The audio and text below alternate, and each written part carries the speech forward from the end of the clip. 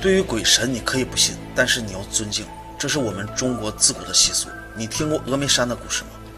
峨眉山是我国四川著名的景区，每年都吸引了不少的游客。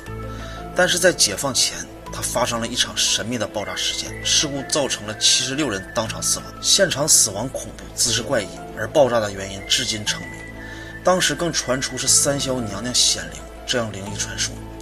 当地的政府立即关闭了山洞。我们一起来看一下，时间回到1937年，一群善男信女为了庆祝眼空和尚出任峨眉山三霄洞的住持，捐款铸造了一口大的铜钟，千里迢迢的从抚顺县送到了峨眉县。为了有牌面呢，一路上是敲锣打鼓，大概过了半个多月，这群人终于来到了峨眉山。大约到了下午3点左右，他们把铜钟交给寺院的住持眼空和尚之后，而并没有安静的离去，相反的却在三霄洞里面搭建了戏台，开始唱戏。眼空和尚开始还是拒绝的，他说道：“佛要安静，如果吵闹了三霄娘娘是要降罪的，请大家情绪不要这么高涨。”但是当时谁说话都不听的，一连唱出了2出好戏。按照计划呢，这时候差不多也该收场了，但是看着时间还早，有的人还没有尽兴。这时候有人提出我们再唱一出戏。当时奇怪的事情就发生了，天突然黑了下来，洞内里到处都是香烛火把，烟雾缭绕，锣鼓喧天，大家拥挤在一起，有说有笑。这时突然洞的深处传来了一声巨响，强大的气流也吹灭了蜡烛。洞门口的人呢，被气流震的是东倒西歪，洞口处的人们惊魂未定，不知道洞里面呢发生了什么情况。只见的洞内呢是一片的漆黑，只能先把火把点上，壮着胆子往里走。一进去不要紧，前面的人被绊了一跤，低头一看，原来洞里面的70多人横七竖八的卷曲在地上，全部死亡。这也包括当时的住持眼空和尚。现场的情况十分的恐怖。据说当时因为死伤者人数众多，事故发生之后峨眉、抚顺2县县长火速赶往三霄洞调查原因，并且立即询问了洞口的幸存者。其中有一个叫做刘安邦的抚顺县人，他当时是川剧班子的领班。先问了为什么这100来号人千里迢迢来这个送我铜钟。刘安邦讲出事情的原因，三霄洞的住持眼空和尚也是抚顺县的人，出家之后呢，云游至峨眉山。本来峨眉山就是佛教的圣地，又见三霄洞附近山清水秀，而这块风水宝地就准备在这里修建寺庙。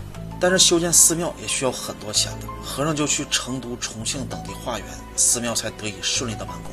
但是想想这个和尚如果没有钟状是不完美的，造钟呢也是一件善举，可以积累功德。他就想把这个好事留给乡亲们，于是又动身前往老家抚顺县。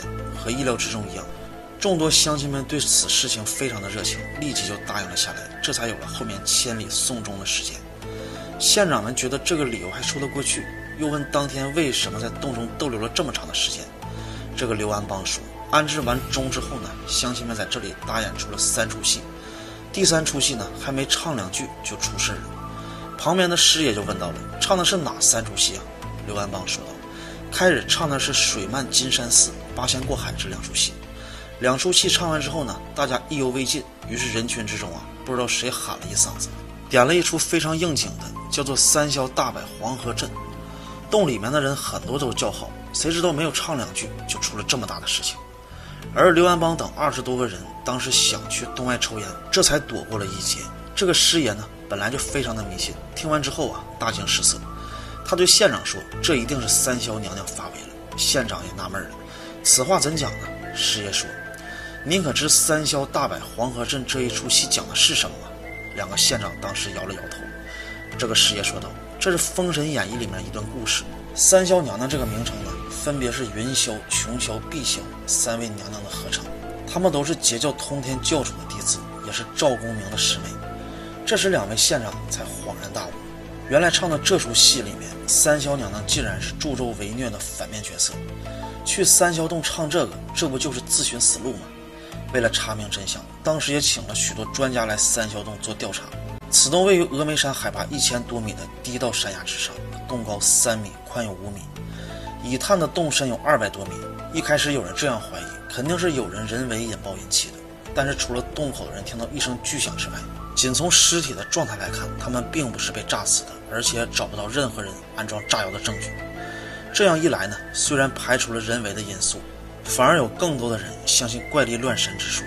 不过当时也有专家提出，导致这么多人死亡的原因也许是中毒，很有可能是三妖洞底处深处含有大量的毒瘴气，才导致这群人的死亡。瘴气主要的成分是氨气、二氧化硫还有甲醛等易燃易爆的有毒气体。平时和尚呢也只能在洞的附近生活，而出事的当天100多人来到洞里大喊大闹，这或许就导致了洞内深处的瘴气爆炸，很多瘴气喷涌而出，这也解释了洞中70多人无一幸免，然后洞口20多人逃过一劫。但是还有一个关键的问题专家们也不知道瘴气的来源。在之后的很多年很多人出行的时候都会特意的绕开这个地方。关键是这件恐怖的爆炸事件至今无解。